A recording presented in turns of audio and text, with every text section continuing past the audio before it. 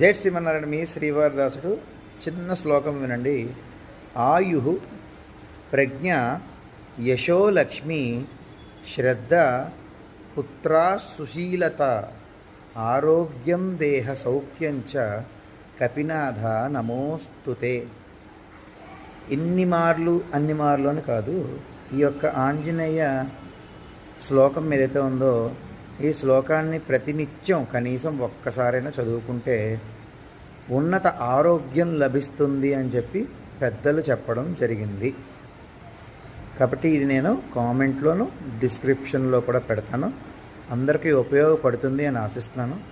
ఆరోగ్యం గురించి చాలా చాలా ఉన్నాయండి. అన్ని శ్లోకాలు ఉన్నాయి, స్తోత్రాలు ఉన్నాయి, మంచి మంత్రాలు ఉన్నాయి. అవన్నీ 10 మందికి చెప్దామని నా ఉద్దేశం. మీకు ఉపయోగపడితే 10 మందికి ఉపయోగపడితే నాకు చాలు.